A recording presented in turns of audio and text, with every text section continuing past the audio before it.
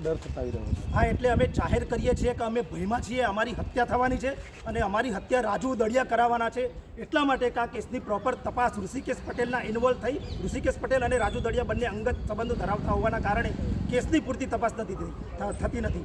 આ કેસની અંદર એફઆઈઆરમાં એવા કન્ટેન્ટ છે કે છોકરીની છેડતી થઈ હતી, છોકરીની છેડતી થવાની કોશિશ થતી હતી, તો પણ છેડતી અંગેની કોઈ કલમો લગાવાઈ નથી, એટ્રોસિટીની પૂરતી કલમો લગાવાઈ નથી, એટલે પોલીસે પૂરતી કલમો લગાવી નથી।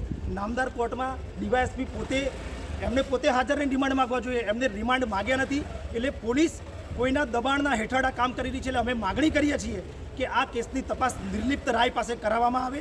આ કેસમાં ખૂબ જ ઊંડાણપૂર્વકની તપાસ જરૂરી છે। જ્યારે ઉર્વશીએ આત્મહત્યા કરી ત્યારે કોલેજ ઉપર ખૂબ મોટા પ્રમાણમાં સ્વયંભૂ પ્રોટેસ્ટના કાર્યક્રમો થયા છે। અનેક વિદ્યાર્થીઓએ ત્યાં તોડફોડ કરી, અનેક વિદ્યાર્થીઓ ત્યાં વિરોધમાં જોડાયા, અનેક વિદ્યાર્થીઓએ મર્ચન્ટ હાયના નારા બોલાયા। એ પછી બીજા દિવસે ઉર્વશીને જ્યારે પોસ્ટમોર્ટમ કરવાનું હતું ત્યારે ત્યાં 300 જેટલા વિદ્યાર્થી આવ્યા। એ પછી પણ અમે લોકોએ કલેક્ટરને એ દિવસે આવેદનપત્ર આપ્યું। એટલે સ્વયંભૂ આટલો મોટો જે વિરોધ દર્શાવવામાં આવ્યો એ ટ્રસ્ટી મંડળની જાણ વગર આટલો મોટો અત્યાચાર ક્યારેય કોલેજ પ્રોફેસર કે કોલેજના આચાર્યશ્રી કરી શકે નહીં। એટલે આમાં ટ્રસ્ટી મંડળ 100% ઇન્વોલ્વ છે।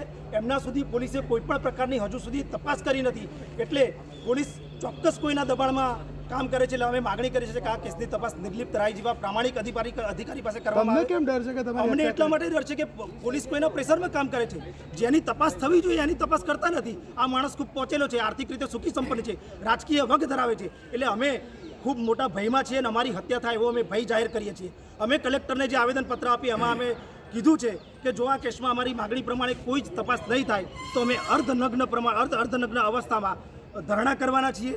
અને ચંદ્રશેખર આઝાદ અને જિગ્નેશ મેવાણી અમારા સંપર્કમાં છે। જો કશું જ નહીં થાય તો અમે બધા સાથે કોલેજને ઘેરવા માટે જવાના છીએ। રાજુ દળિયા હત્યા કરાવી શકે? હા, કરાવી શકે, કેમ ના કરાવી શકે? એટલી મોટી પાર્ટી છે। તો તમને કઈ થશે તો જવાબદાર કોણ? અમને કશું થશે તો જવાબદાર તપાસ અધિકારી રાજુ